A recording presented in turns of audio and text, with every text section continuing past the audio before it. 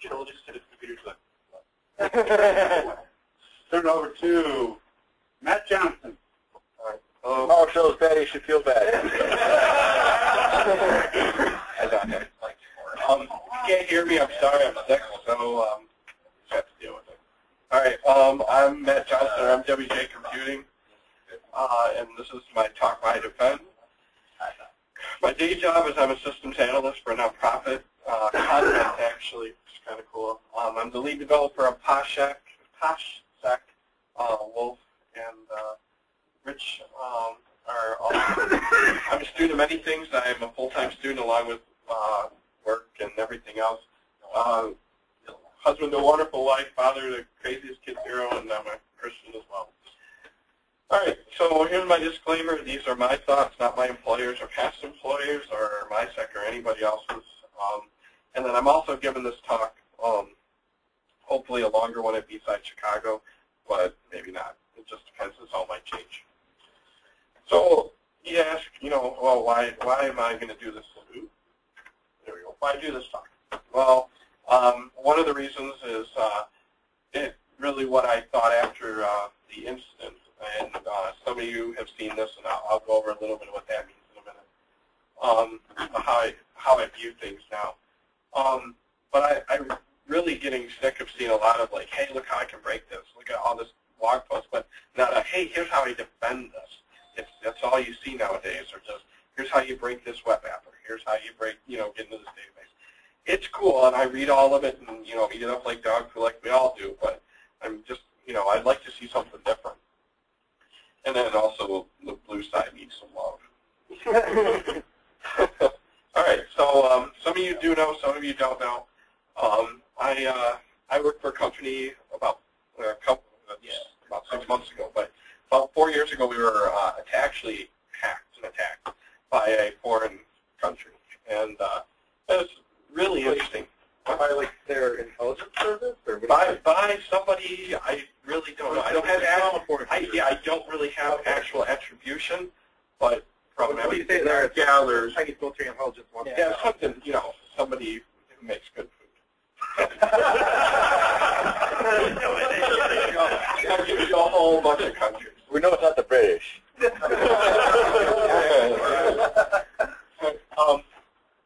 And that was a crazy experience, and something I would never recommend anyone ever have to them. It turns your life upside down for a couple weeks. They didn't get to go to my Christmas party, which when I gave the talk previous, that's awesome. It's still awesome. I hate Christmas parties. And the thing that I learned from this, it was a huge learning experience. Yeah, it sucked, and I really did not want to at all be at work during that time, but it was a huge learning experience, and it kind of shaped where I am today. And it's also what I do for my day job. The guns need to be secure. And they click stuff just like all your users do, probably more. All right. This is one of the reasons why I defend, because I actually think it's harder. I've not been a red team guy, but I hear people talk, and I see what's about it, and really, I have to protect the crap you're trying to break into. This is like, I really think this takes me a lot harder of a job. I need to make sure patch levels, these system privileges, I got to deal with people. The people you're trying to expose, I got to tell them not to do stuff. This is a lot harder. And I have to then keep you and everyone else out. Oh, and type in harder in Google image search. That's the first thing that comes up. No clue why. Did you get safe search on? No, it was not. Yeah. Anyone use safe search on? Okay. It's on by default now, man. What? It's on by default. Yeah, it's off now. It's off on my computer. You search Britney Spears. The best images are not on safe search. They're fake as well. Whatever. All I need is my imagination. What? Also, because it wins. I'm a huge sports fan, and I really like the amount of defense wins championships. The reason I get paid every couple weeks, or, the reason that I have a job is because of the things that I do to keep the company secure, not because, I'm just sitting there being lazy. And it's a good day when I have a user email me, hey, I got this link, but I didn't click on it. And that's a good day. That's a win. I don't know. I'd rather have a lot of small wins like that than like being on a Pentester, like trying to get into something and you try for 2 days and you can't. Yeah, I like it better when someone doesn't click shit. That's a good day. Also, people. Really, this is what really drives me nuts. These ladies I work with are so nice, but they will click anything. You send them like a Nigerian scam, and they're probably doing it. They don't want to help you out, right? They can't help but click stuff. But even when I was attacked the last company, it started because someone clicked something. Like 4 people clicked something, and it all just snowballed from there. And as we all know, everyone in this room probably doesn't like authority, just a shade. So people want to stop. They want to go against what your policy says or what the norms are, and that's I love trying to stop. I love people know. I'm sorry, it's addicting. No. Also, they can't help if they don't care. You really want them to care that they don't open. Oh yeah, I need to keep not click stuff, or I need to not go to this website. They don't care. Really, at the end of the day, you really think your users care? I don't, and I still try this day to make them care. Because I'm smarter. Arrogant, right? I have to know. I read the others, the attack stuff too, because how do you defend against it if you don't read the other stuff? Yeah, I can read a checklist. Everyone can. But I don't just read checklists. I read, like if Josh writes something on cross-site scripting, I go and bang against the websites that I'm responsible for to see if there's cross-site scripting on there, because I just want to make sure that it's safer. So I do the stuff that everyone else does, but I do it because, I want to keep people secure, not because, I want to break shit.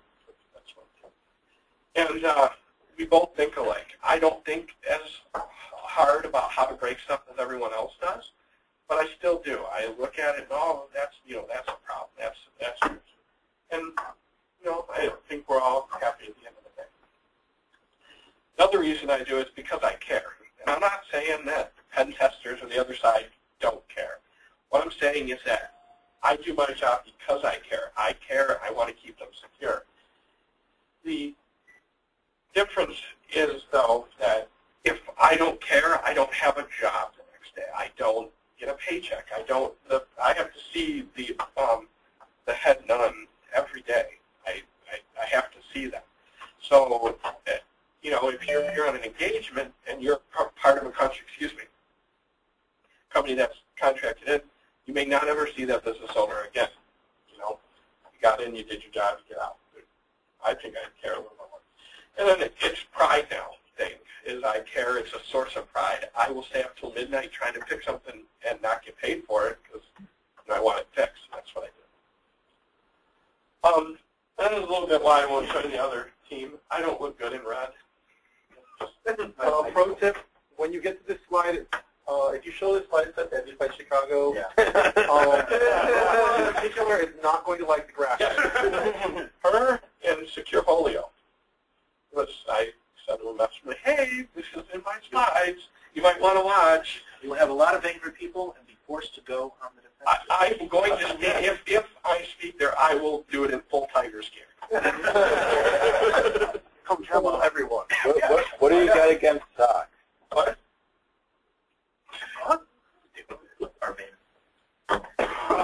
not as fancy as the red people. I can write code. I can do some cool stuff, but I don't do the really cool stuff. I can't write shell code. I can't do any of that stuff. I really don't want to. I like telling people no, like I said before. And then, here's some other just thoughts before I end. I use Metasploit. I use that against my own network. I use all of those tools same way as the red team does. Maybe not as advanced or as cool, but I still do. Also, you should try PowerShell. The bomb. So you need the watered-down version of Python. I can run Python inside of PowerShell. I can run PowerShell inside of Python. Yeah, and then I'll run it in PowerShell. You know, I can also run Bash inside Python. You can run all that. If you have a if you have a problem with what I say, you can talk to me offline and we can talk about how I'm completely wrong about my statements. Figures all trying to get a hold of me, and I'm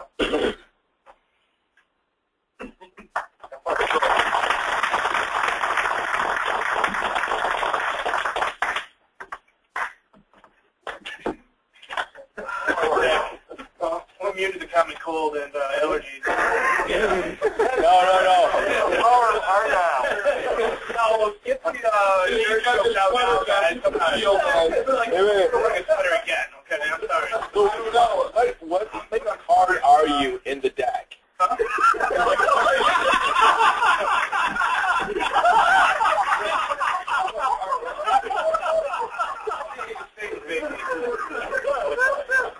More like a time in.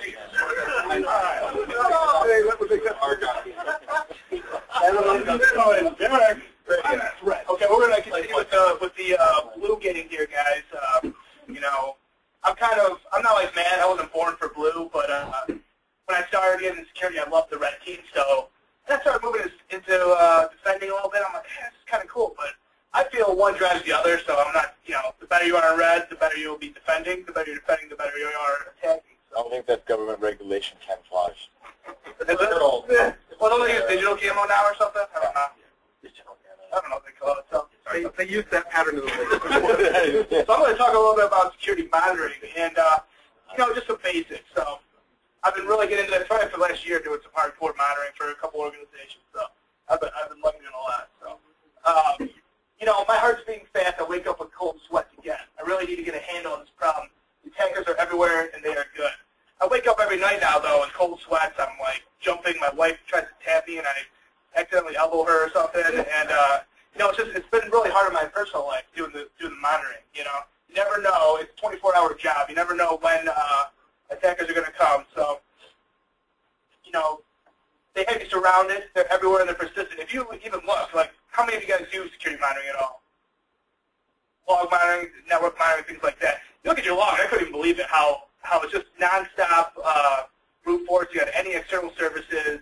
It's kind of ridiculous. So it's all day and all night they're attacking. So, you know, you may be surrounded, but, you know, I start feeling like you have the home team advantage.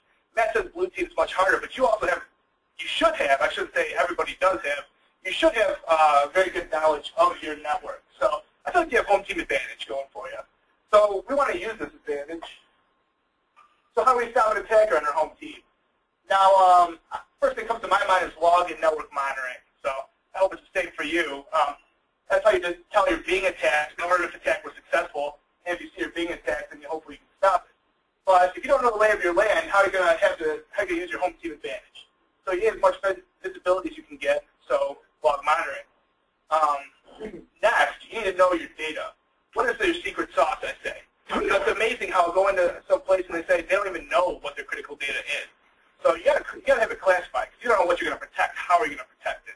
Or you may know some of it, and then you realize after an incident, oh yeah, there was this data that you could be easily Googled, and it's our most critical data. So you gotta watch out for things like that. So it's essential to protecting your home network. So, you know, when I say log monitoring, I don't know, what do you guys think? If people that don't have log monitoring currently, why don't you? Does anybody not have log monitoring in their organization? Too much data. Resources. Resources, data. Confirm or deny that we use or do not use any product or product. What's your most critical data? That hacking, your IP address, and not just kidding, man. So, oh yeah, he's the internet. So, no, things I hear is you have super complex environment. So even if you start out trying to do log monitoring, if you have such a large amount of data, how are you going to do it? So sometimes people think, well, you just got to quit. You just can't do it. You'll do some other controls. So, you know, research maybe you have a small business. So small business very rarely I find to have some sort of log monitoring, you know, or at least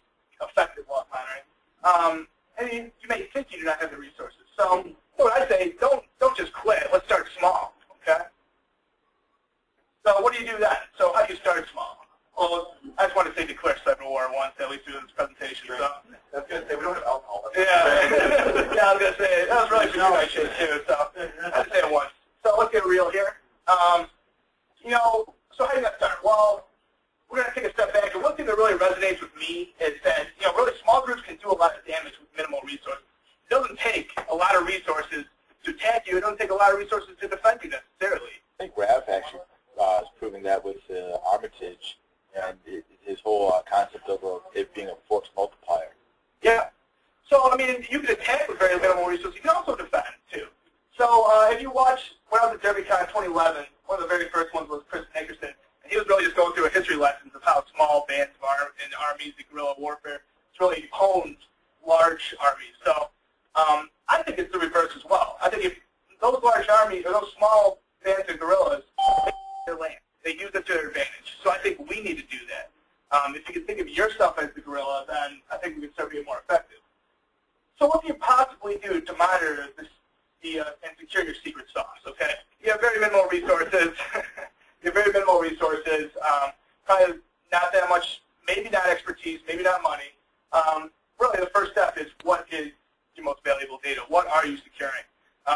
It may sound stupid, but it's really, a lot of people don't understand this. So, you know, so I think one of the best things we can do is start setting up some traps. And, you know, I was watching the Discovery Channel, and it says from ancient wolf pits to the punji stick, I don't know if I'm in that other Vietnam War, the simplest trap has always been effective.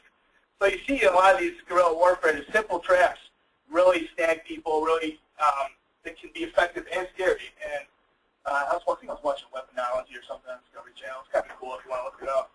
So I think setting up some simple traps is like your first step will really move your security monitoring program forward. So, you know, we can utilize our home field advantage, minimal resources, and try and be highly effective. So how are we going to do that? So once we identify our critical assets, that's when we'll decide what type of traps do we want to set up, okay? Because you may have data, you may have just uptime, maybe, you know, like if you're processing data over the web, or, you know, videos, documents, whatever. So what type of data are we protecting, and that's going to dictate what type of traps we're going to set. We also want to just keep them simple and keep them focused. Start getting too complex, it's going to be harder to monitor, harder to manage. So the first one, and from my experience, this one helped me on multiple occasions, okay? I've heard people talk about incidents where they were just lucky that they caught them, okay? Now, if the attacker was a little bit more advanced, we wouldn't have been able to detect that there was an incident in the first place. So in those situations, simply setting up a trap with file access would have been able to alert us there was an incident. So, are you talking about honeypots here?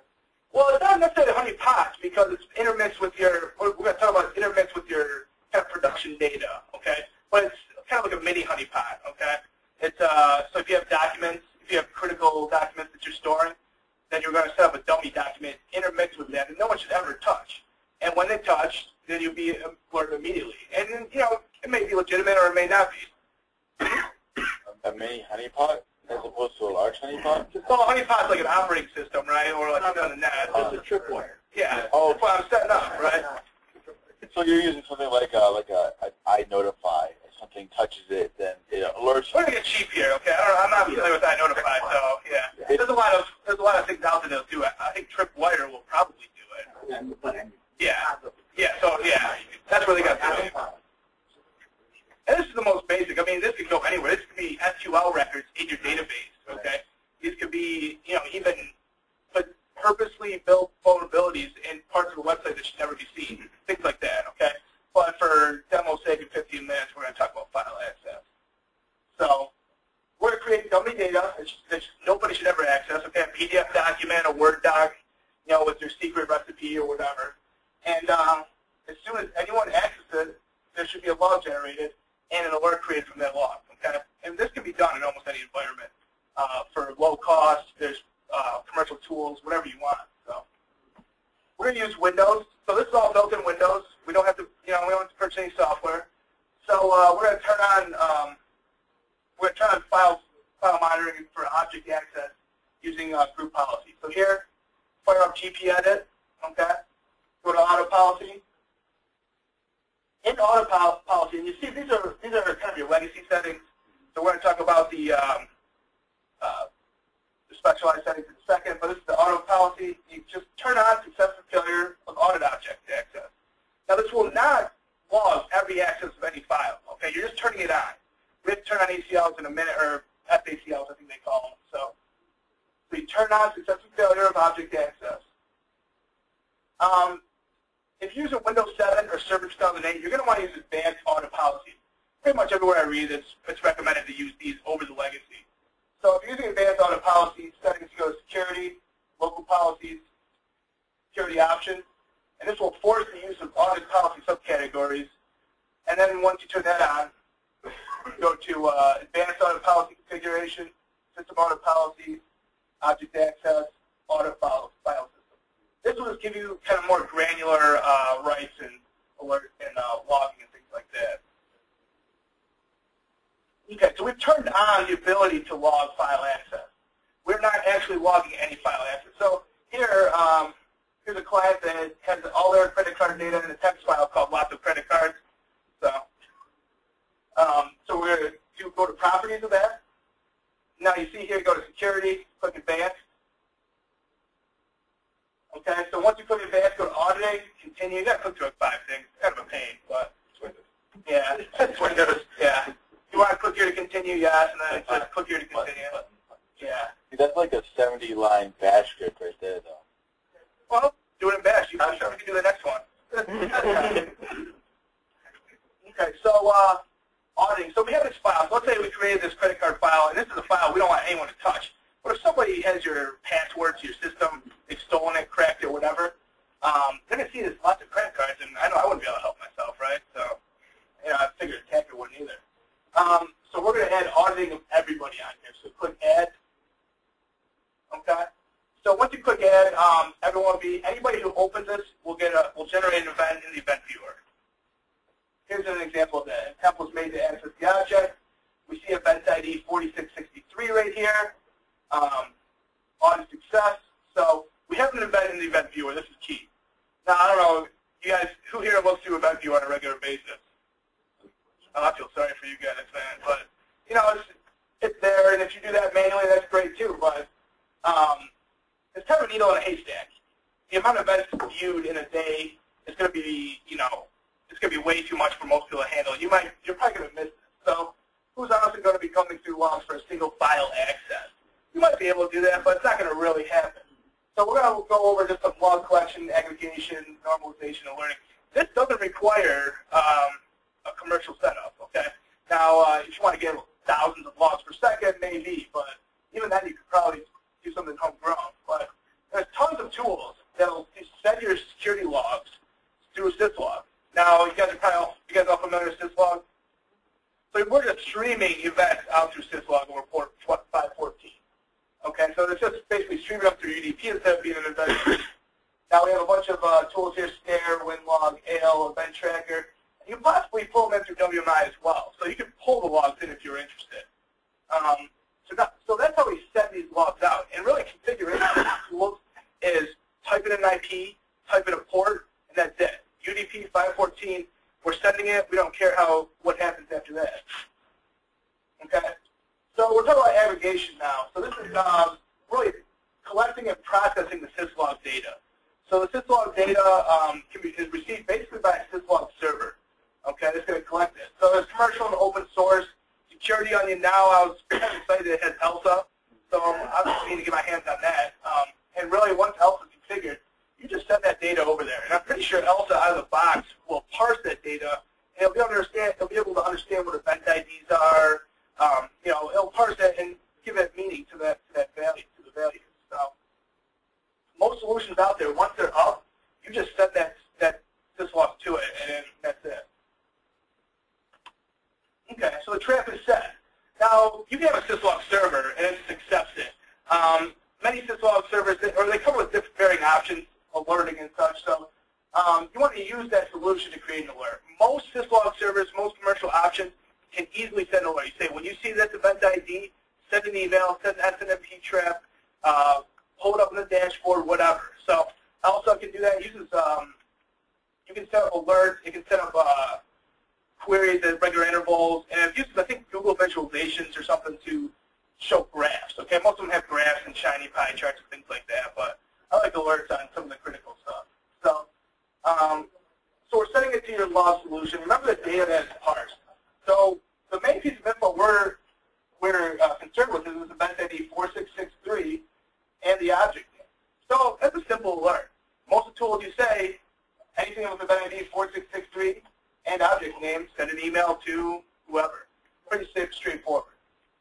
Now this is just the most simple example, and one I can easily explain to everybody. But I don't know, what I want to talk about is, do you guys have any ideas in your environment that work? I'm thinking SQL records, you could probably trace.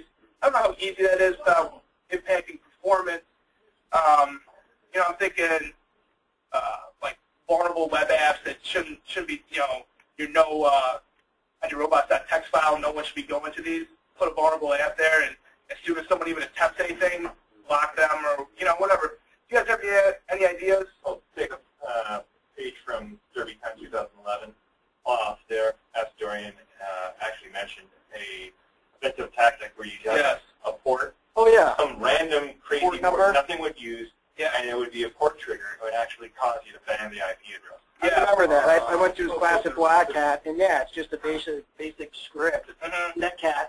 Yeah. We listen, and anytime a full TCP connection is made, boom, you can tail bar log message. And he had some great ideas, because that's where he gave me the idea about, you know, putting the no indexing on the robots.txt or whatever, and then in there you put a Java app, and you call it like configuration application, something that attackers could be like, oh, I'm going to execute this. Right. It's really a Metasploit payload, sending you a callback and saying, you know, this is my IP, please ban me. You know, pretty much. Just on Iron Geeks, his robot.txt file is actually a PHP script. It'll actually notice, realize you're actually on a browser rather than just like a wget, and it'll redirect you to something really horrible. So, Or targets too. Targets can be pretty effective too if configured properly. Totally.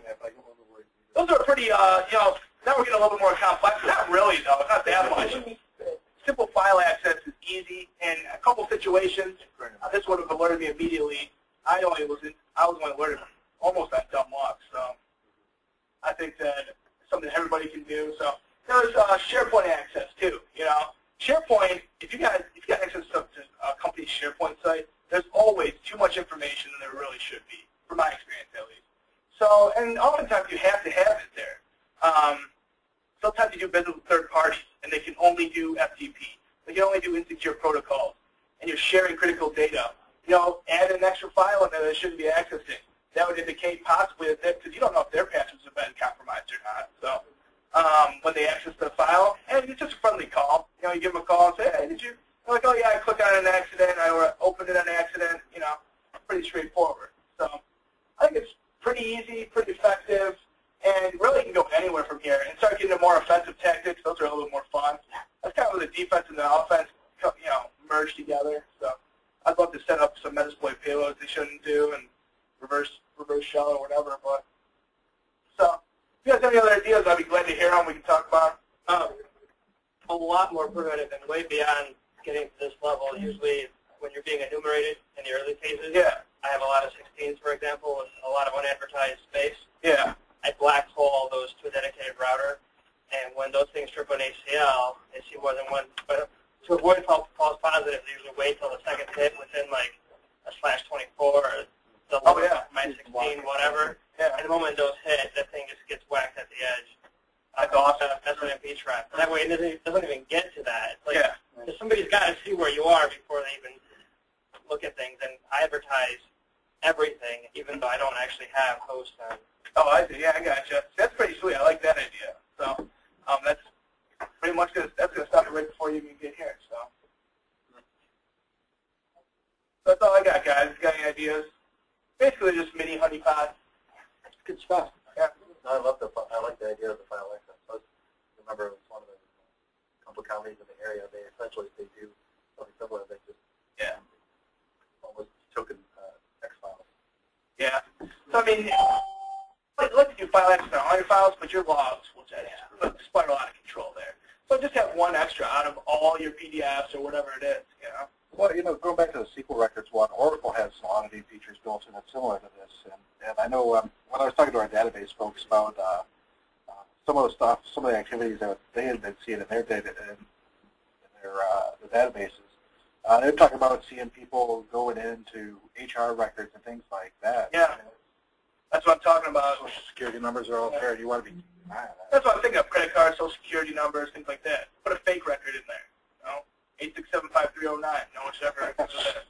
So. I think that the key is, right, people freak out about logging because of the overhead. Yeah. And if you're being specific about what you're looking for, yeah, it can sometimes help dissuade some of that hesitation about doing logging.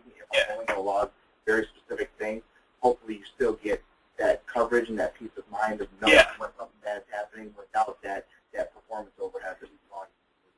It's kind of a last-ditch effort, but yeah, totally. And actually, that's what happened to me. I brought up file access monitoring for this specific reason, and they're like, no way, shut it down. Didn't even think about it, because they didn't realize. So as soon as you turn it on, everything's getting logged, and it's really not the case. So you're much better off knowing what you want to look for going into it than going into it trying to look for everything. Yeah. We're correlating based on the asset value, like identifying what data is so important to you, and not looking at everything holistically, but looking maybe at your top 10 mission critical assets. And that's what I'm thinking, like, what's going to make you cry if somebody steals it? You know, that's what I'm... Should have cost the most amount of money. Yeah, so it's going to make you an easy job. Yeah. If you're trying to get the executives on board, you always bring in the dollar value, like, what's going to cost us the most amount of money? What will insurance not really cover? So, okay, guys. A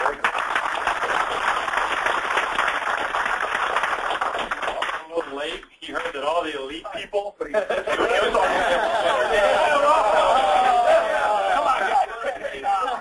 So you guys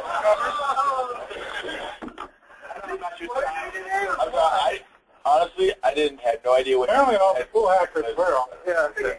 Hey, Wolf, I don't know when you t-shirt order is, but you got some ideas. Yeah, apparently. I like your style. I like your moves. All right. Next up is Mark 357 Tech. So we had the blue team, now we get some red team. Green team. Green team? Apple team? Okay, stand. So my PowerPoint isn't anywhere near as fancy as the others. That's pretty. I stole my home on this too. Anyway, I'm Mark. I'm a little bit about me. I'm a Linux engineer with Secure24.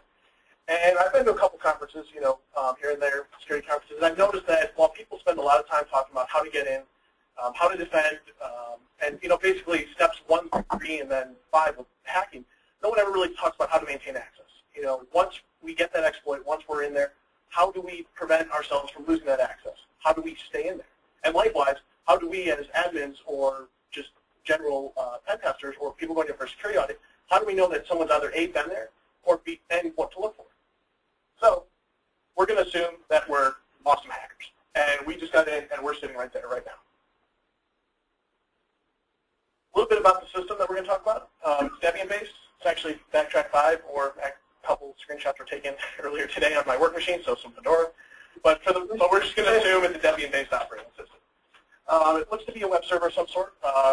So it has access to the outside, and it has a public IP address. It has several open ports, including 21, 22, 25, 80, and 443.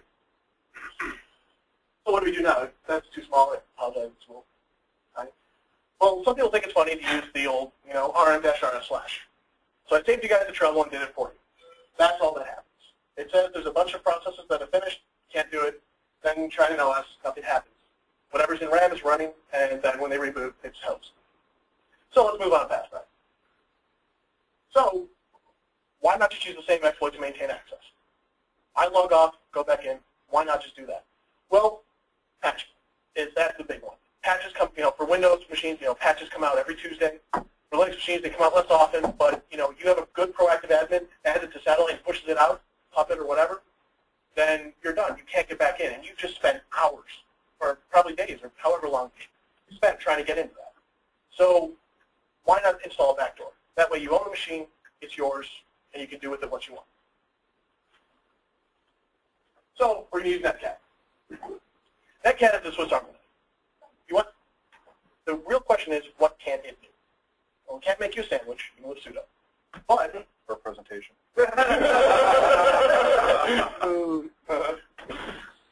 what it can do is very basic. for starters. It's spawn a listening port.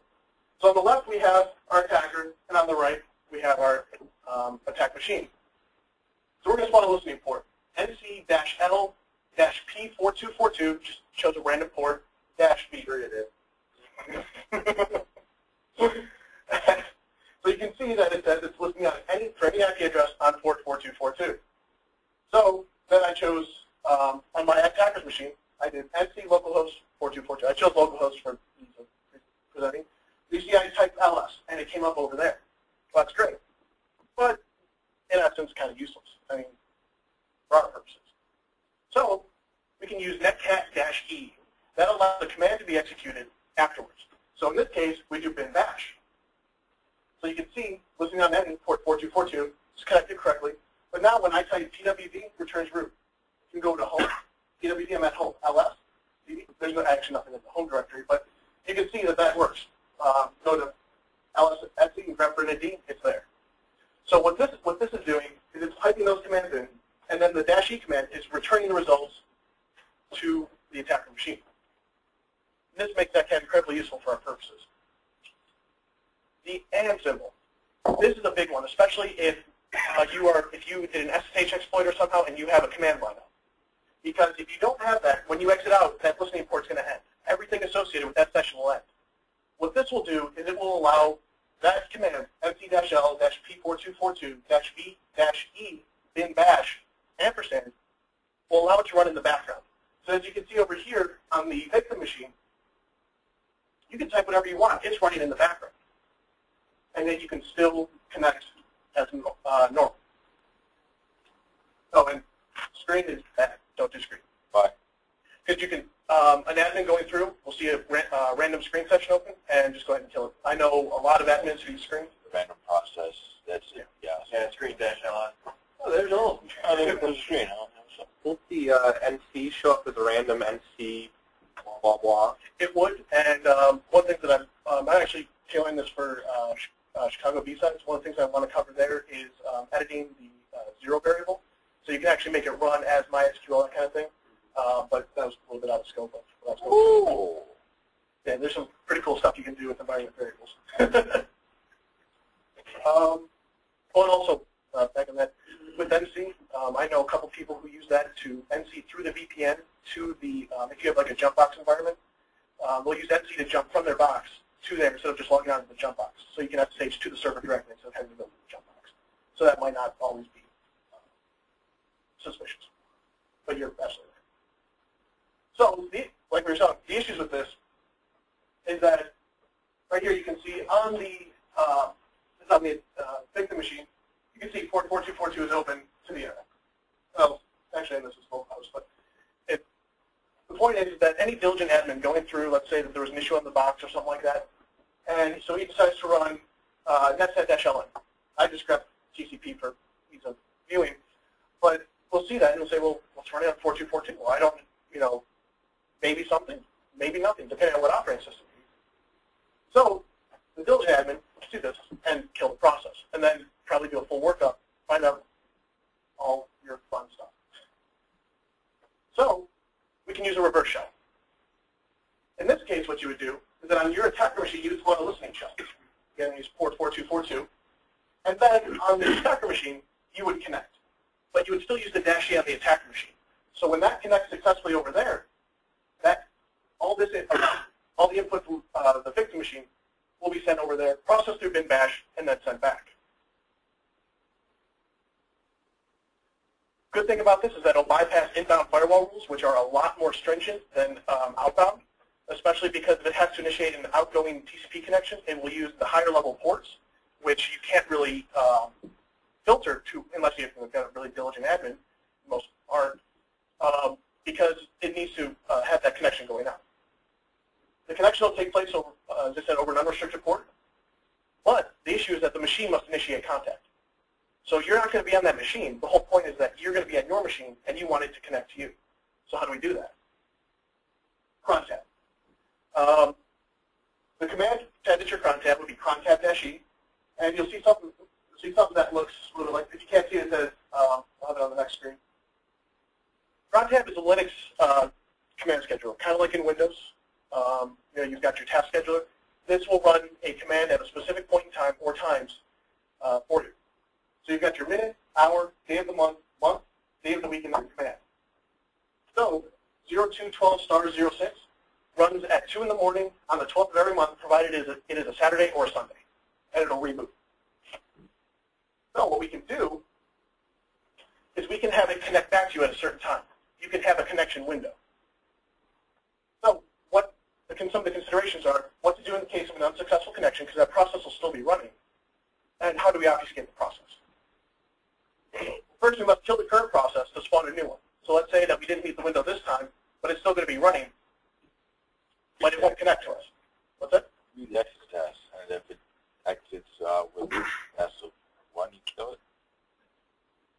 Kind of. The problem with that is that it's trying to connect there, but it doesn't actually, I don't believe it stops connecting. Might be right, though. I'd have to double check on that. What I did is I created a pretty ugly basic bash script. Basically, it runs, it greps for the command name out of PSaux, grabs and pipes it into xargs kill, and then it restarts the command again at that specific time. So if you have the listening port open, it will connect back to you. And if not, you can go back in the next day or the next hour, whenever you schedule it, and do that. Oops. You have the entry in the crontab. Let's say the connection time is 23:30 every day. The entry should resemble something like this: 3023*** user bin, and I just named the script that I made MySQI with a capital I, just for fun, obfuscation purposes.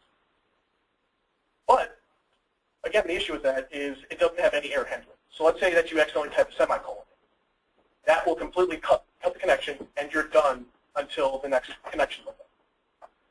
The best way that I found to do this is with a little command that I found out just a couple weeks ago called devtcp. Now, devtcp is a socket built into bash. It allows for connections to be initiated through a named socket. And so this is the example. Sec 5, you've got your carrots, devtcp, and your IP domain name, and then 4242. And then you cat whatever the output from that into, it should actually say read. While read line, do line, and then that directs standard error and the rest of the input back into that socket and calls it a day. The difference with this is that it will actually take the input through the socket and run the command. But when you hit the semicolon, it just sends back the standard error message instead of actually just crashing the application. So to break it down real quick, exec executes commands, but it also opens files. The brackets are for output redirection, and it redirects output into another command. The 5 is the file descriptor. So we want to give it, instead of 1, 2, or 3, we want to give it something that's its own, so that way we can redirect input and output into it. The 2 is the standard error message, so that way it doesn't just die when we have that semicolon accidentally, or any typo. And then that directs standard out back into 5. And that you really can't see. But basically, I put semicolon right there. It'll just say return command not found. It's the most robust way to do it. It's a simple command that's on every system with bash, and this is honestly the best way I found to do this, and the most obfuscated way. And any questions? That's it. These are my sources. 357 Tech on Twitter, 357 Technologies, shameless plug, and that's about it. Thanks, guys.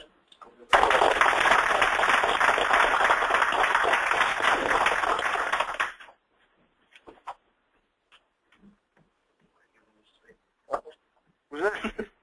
Where's Conrad? Conrad! Oh, spiky hair. It died. I had to cut it off. Are those matrix glasses or something? Maybe. Do I have a VGA? Oh. Or where's Wolf? Yeah, where's Should be on the Yeah, were we... Show your screen? Okay, yeah. Whichever one is your mouse. That's for the projector. So you're... All right, whoever has that mouse has the identical mouse to me. Really? Same. Yeah. What the heck? Good taste. I like your style. Yeah. You guys can share sweaters. We can share mice. Oh. No one talks trash about your mic. Because they don't look bad. Oh, come on, man. Oh, come on now. You know I'm sexy. So we got Conrad up now, and I don't know how you want to drive this, but you're going to be talking. Conrad's up now, and you're going to be talking about what the weaponization we did for the Russian CTF, right? This year when we played in Rus CTF 2012, last year actually, when we found a few of the flag locations, we're actually able to script the gathering and automate the flag gathering and automatically submit the flags. And it turns out that rather than needing a whole lot of complexity to do this, simplicity was the thing that helped us out here. And it really doesn't have to be that advanced of a thing. So we played against 100 other teams in CTF, and just with the proper script, we could actually go and steal flags from every other single team at once and automatically submit them. And the way we did that, it's just basic Unix fundamentals. And so we have a few files here. And the file we're interested in is our hack and score script.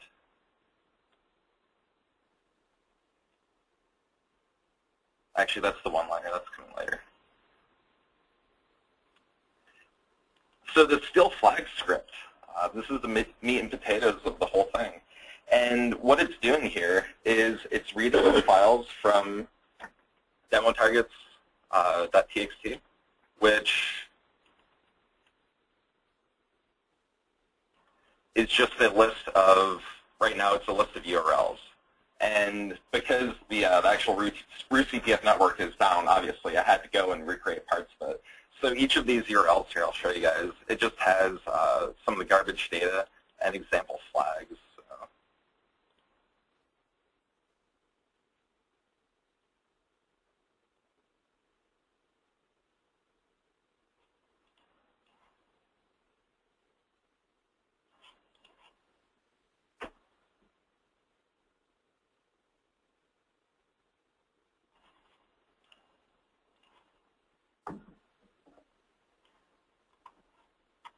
So there you see it, some of the example data. And this is actually data that we stole during Rus CTF.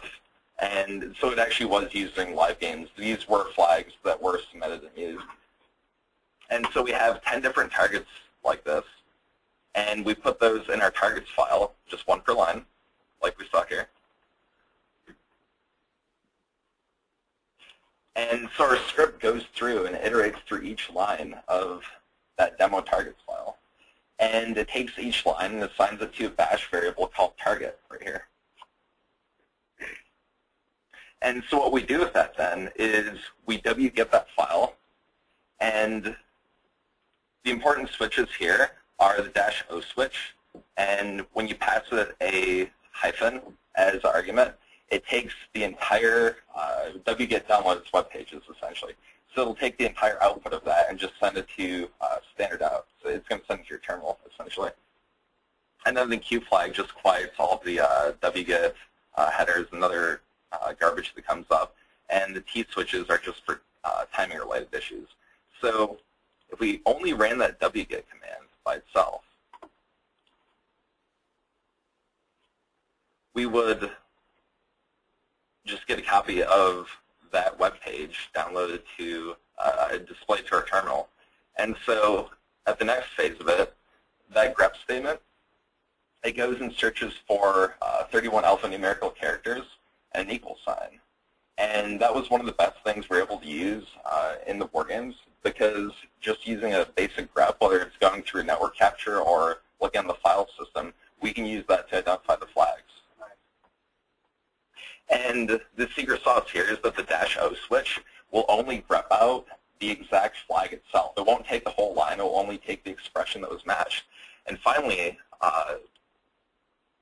here with, I'm sure most of you guys are familiar with it, but just a pipe, it's taking the output of the grep command now and sending it to the input of the unique command. And what that does is it removes duplicate entries. It removes duplicate flags, in our case. and it writes that, appends it to a file called stolen flags. And for each of those targets, whether it's 10 targets like it is in our demo, or 100 targets like it could have been CTF, each one of these WA commands gets run as a job in the background. So if we actually run our script,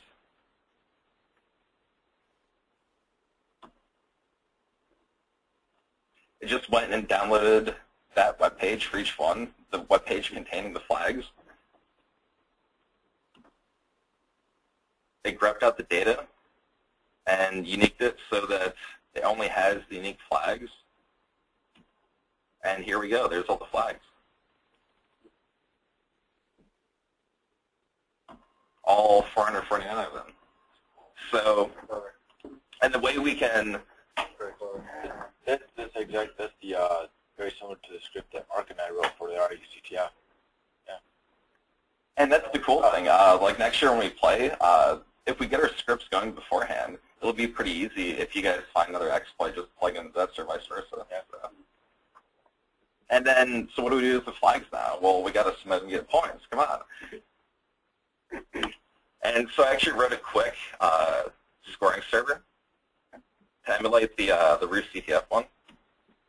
And so this is just a basic program listing on it was port 10,002. And what we can do is, because they're stolen flags, again, they were the stolen flags.txt file, we can output that and pipe it through netcat to the listening server. And in the actual war games, they had it set up, it was like scoring.rootctfe.com and listening on port 10,002. And the nice thing about that is that when they have their server listening for the flags coming in like that, you can also script that to submit the flags automatically. And so here we just went and submitted all 449 flags at once. Oh. Come on. Too many flags. MBS is down again. Horse trays. Who changed the booking pattern? Well, that brings up an interesting point. That was actually a cool thing about RUCTF because this year, in order for you to submit flags, you had to make sure that your own service was running at the same time. And so it forced you to play defense before you play offense. So that was an interesting twist on it. How did the flags end up on those web pages to begin? I put them there. The web pages are an example of the targets we encountered during the war game. For example, Flybook, that was the application listing on port 80 is the web app. If you just went to, it was the target server /db/session, that's exactly where I got the data from. It basically had user logins, other related data, and then the flags. There was several different ways to get the flags from our. One of them was going to the backend database and grab these, what was it, like 4 alphabet letters. You put them into the URL, and it returns a bunch of info. One of them, the bank ID, was the one that had the flags. That's right. There was also the telnet. It was saying like for like 2012. Yeah, something like that. It was like because Booking did the same exact thing, except there wasn't any. Tango took a look at it. There wasn't any way we could script getting it out of the database itself. It would take more scripts. Yeah, I think that'd probably be a lot. Well, I mean, it was based off of like some Google Engine database service, like EDS. Which one? Well, no, there was those two applications were actually pretty tied together. Was the fact that you could get you had to get an actual booking ID out of that database. Yeah. Which was just it's really meant to kind of emulate almost like a TN3270 type back-end application. I don't know, T132? Like an old mainframe style. Yeah. Oh, okay. Right, exactly. So you went into that, grabbed that booking ID, and then you could put that into the web front end for the booking system and pull things out. Now, there were some problems with it in the fact that I think that there was a caching engine that was causing issues. I think that was the thing that was actually breaking that app all the time, was that there was a caching engine that was in place that would essentially return back from regardless of what booking ID you ended up putting in there, it was returning back like the last valid one that it had generated. So that made it difficult to actually automate the grabbing of that piece. There was a process you could follow through the actual UI that would regenerate that cache page and allow you to bring out the actual flag for that booking ID. But if you just kind of threw that booking ID as part of like a get parameter within the URI, it actually wouldn't return you back some good stuff. And I think that was just a purposeful design flaw within their application. And just having a step through it before you get to the data. Right, right. But I think that I think that actually was what was breaking that app, because they would try and figure out whether or not you actually had valid flags in there, so they would go back and request a URL that was previously put in the last round of flags, and it would return back that bad cache version. I think that was what was putting our application always into mumble. If you remember that, thing was always going down. Well, one of my favorite parts of CTF was that only in the last hour we figured out if you go to the status page and you mouse over each service, it tells you what's wrong. Oh my God. Dude, I was so pissed. That was your guys' problem. So it might have actually been more useful at that point to just try to script, A through Z 5 characters and just do a wget on all those different instances. Well, it wouldn't have mattered, because the problem was that you couldn't use wget straight up from that URI because of that caching feature. That was, if that caching feature wasn't there, it would have saved me a lot of headache for the last hour and a half as I was doing that manually. I'm like, well, I could either score flags manually, or I could flag mining, or I could attempt to figure out how to script this and fail before the contest ends. So. Question about unique. Don't you have to sort before you run unique? Because I thought that it only looked at blocks. So if two were together, then it would cut out one. But if you had, like, let's say 2, 1, 2. Possibly. No, you don't need to. Oh, okay. I don't know why I thought you had to sort them. Well, talking about the actual war games, it was an interesting thing with the services we were attacking with Flybook. You can't really even call it exploit, because it was just a file out in the open that didn't have any authentication on it. But that's the thing. It's so easy to go for the low-hanging fruit and rack up tons and tons of points. And the thing is, if we're not doing scripting like this, the other teams are. And what ends up happening is that after a certain period of time, the older flags aren't submittable anymore. They expire. And so if something like this can be run from the very beginning, you can be getting essentially full value from all the different flags out there until they patch it or something else happens. Well, wouldn't it just be better at this point, this might be considered cheating, but to just auto-generate keys and just see if they will be accepted? No. The thing is, their scoring server, it actually checked for that. Really? Yeah, whatever they had to do in the background to keep track of which teams had which flags, they did actually keep track of it. And yeah, absolutely. the code, it's funny, the code here for just the flag automation, it's down to 4 lines, which is awesome. But the day of is so much more messier. I'm sure. And I mean, when you're in the trenches like that, you just don't have time to make everything perfect. As long as it works, that's what matters. And so, funny thing about all the flag submissions, we had our own server in the list of targets, so we'd actually go and see our own flags as well. So tell us, you can't submit your own flag. Nice. But you can just throw whatever flags you want at it, and it'll accept the ones that are good. So that's what we care about. Very cool. Yeah, that was pretty sweet. Yeah, the funniest part was when we got the other team blamed for that DDoS. Yeah. Did we use like some sort of like Apache like stress test tool? I just did a SimScan T5 and spoofed the source address. That's it. And so I spoofed the one team. They replied to the other teams, and they were both the next 2 people ahead of us. So.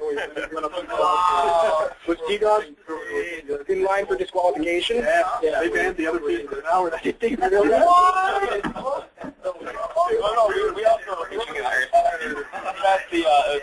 last hour, where just the teams ahead of us, we would just test their service. So their service would be down, and they would lose points, and ours were up, and we just ahead of them. So it's at T5, I guess It was pretty nice. awesome. I don't know. I think we generated like 100,000 different that thing is a triple. for website. You were not That was pretty funny. Yeah, oh yeah.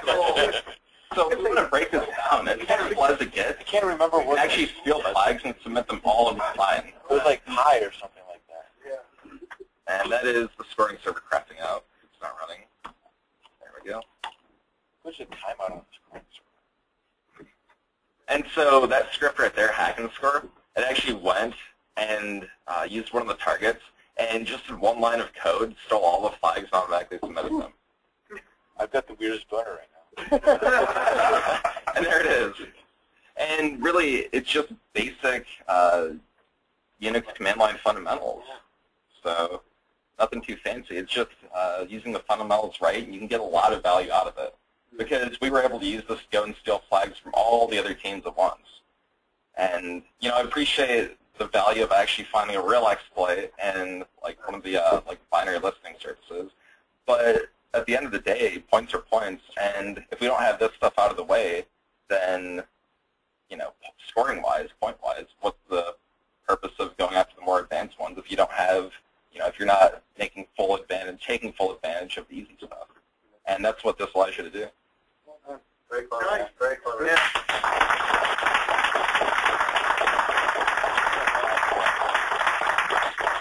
And so the scripts are available online to demo what we use today, and also the scripts from RoostETF. And of course, I mean, they're pointing at invalid IPs and stuff, but you know, if you guys want to switch out the targets, that's fine.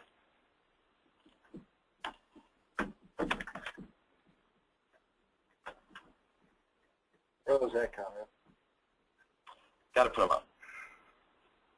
And I got to get out of my virtual machine window here. Sorry, I'm a poser. It was Windows based here. Tricky guys.